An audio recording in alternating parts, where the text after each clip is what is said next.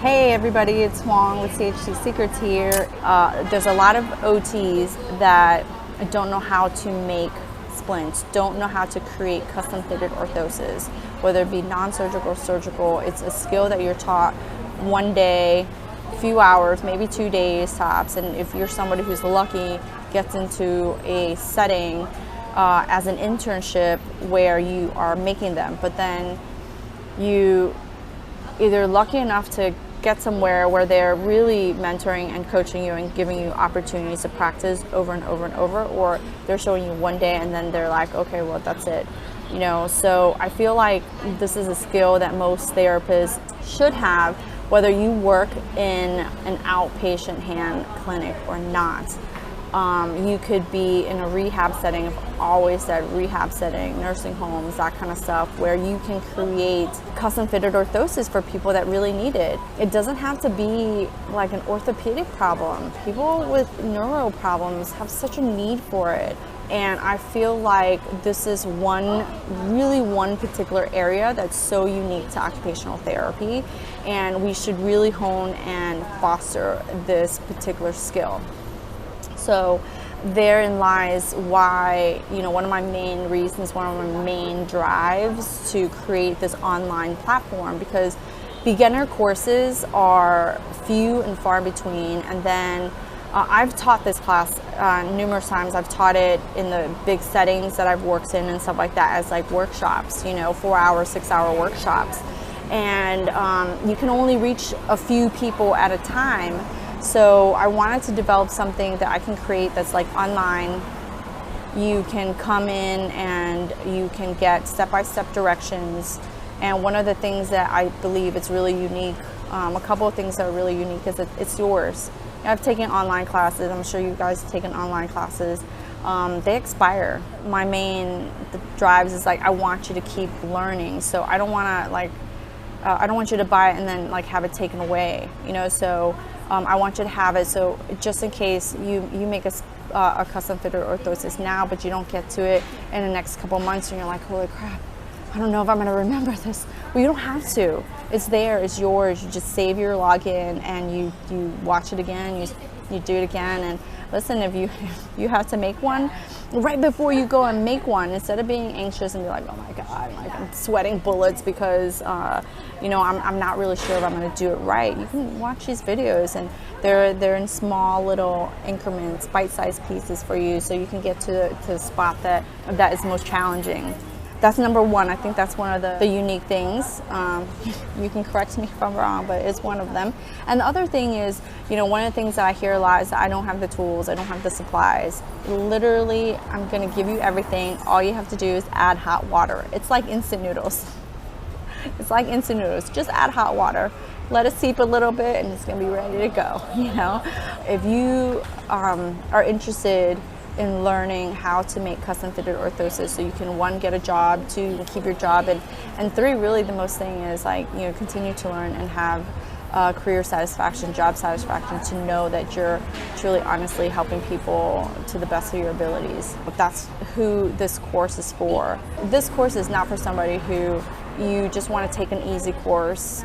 Sometimes we do that, right? People are like, oh, I just need some CEUs and stuff like that. It's not a CEU based course.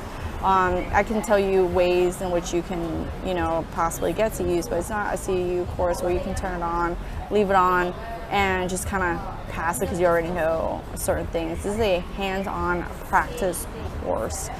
So if you're not interested in actually learning and actually doing, this is not the course for you. It's not the course for you.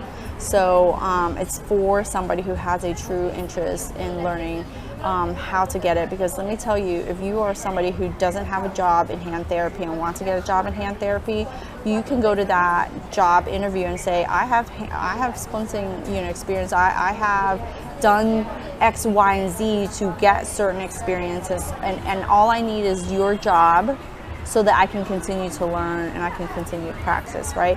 If you're in a job where you already have that hand therapy job, but you feel like shit because you just don't know what the fuck you're doing, let's be honest, because sometimes that happens, and then you're referring patients out, instead of having to refer it out or having to think like, oh, I'm not sure what I'm doing, I'm not sure if I'm doing it right, then this is an opportunity for you to learn that.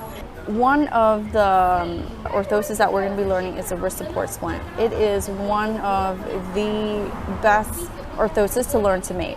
I think it's such a basic one. It's not basic in the sense that it's easy. It can be quite challenging, but it's a basic one to learn because you can turn that pattern and that know-how into static progressives, right? Into dynamics.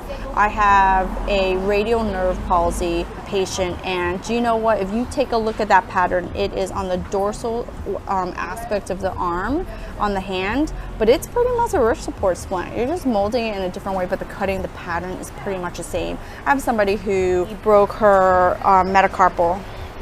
She broke her 5th metacarpal, and she had a pinning, right? She had a pinning, and so her hand's like this.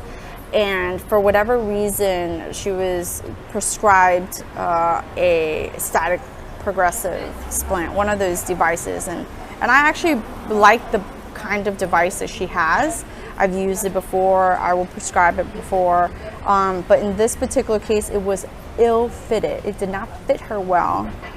It actually blocked her MP from moving versus actually getting it to move down. We made her one that's custom fitted, and plus it's like one finger, and she's got this huge ginormous machine that she has her caregiver has a hard time putting it on her. She can't put it on by herself. What if we could make something that she could put on like a lot more independently? Her caregiver has an easier time, and we just need to push one finger down, one finger. Not all the fingers, not the wrist, nothing, it's just one finger. But it is that wrist support splint that is the base for the static progressive that we made her. So it's a really great one, it's a really important one. One of my most important tips that I usually tell therapists that I'm training is get comfortable with the material. I'm gonna include two materials in the box that you get with the course, but if you have availability in your clinic, it really doesn't matter what type of material you have. And the most important thing about the material is getting really, really comfortable with it. Cut a side piece off, play with it, feel how it feels in your hands, see how it stretches, see how much memory it has. I like to pick materials in which it's easy to handle for a more advanced therapist, but it's forgiving enough for a novice therapist. And that's really key in terms of splinting. Get comfortable with the material. One of the things that I always recommend is start trimming it first, right? Just handle the material, trim it around, get comfortable with cutting your corners, rounding things off. That is one of the most important things, because you're getting comfortable with cutting, you're getting comfortable with handling. If you can master those two things pretty fast, then the other parts can become much easier. And then you've got a pattern, and I would say if you are practicing, right, if you're a novice, you're just starting out, you're beginning, if you want to really practice, draw that pattern out a little bit bigger, right, a little bit bigger. Because now what you can do is you have room to trim, and you've cut it out, this pattern, and you can simply practice cutting and trimming that pattern smaller and smaller before you even begin to mold. And once you can handle material, once you can cut more easily, that takes the intimidation part out of it. I mean, I believe that I hear it often that most people do feel intimidated by the material and by the cutting. But if you can get comfortable with that, then it can become much easier for you.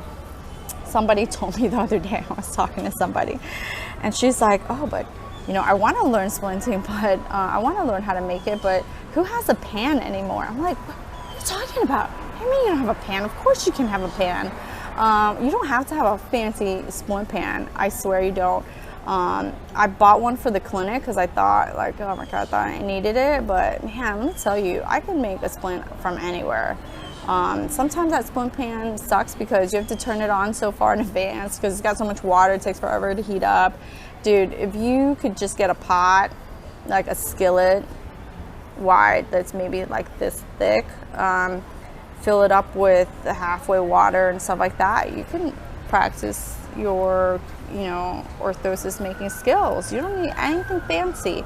I think sometimes we get ahead of ourselves because, we have worked in the clinic, or we are in the clinic where we feel that we have to have all these fancy things to practice, and we really don't. It really is about just getting started. So I hope that if you're somebody who is just getting started, wants to get started in making custom fitted orthoses, that you know and understand it really is just about getting some practice in there. And I'm gonna be there to help you the whole way. And if you're not on there in my email list and you're interested in learning how to make custom fitted orthoses, well, get on it. It's in the link. You just have to click on it, and then you have to, write your name and write your email, and then I will send you an email to make sure that not only are you getting it, but along with it, you're getting accountability calls. And so I want to make sure that I'm there for you to hold you accountable, to help you with any problems you have. It's so as alive in person as I can be, but still, be there to help you so that you can get the practice you need and become more confident and skilled in making custom fit orthoses. We've been killing it with making orthoses in my clinic, and I know that you can be too.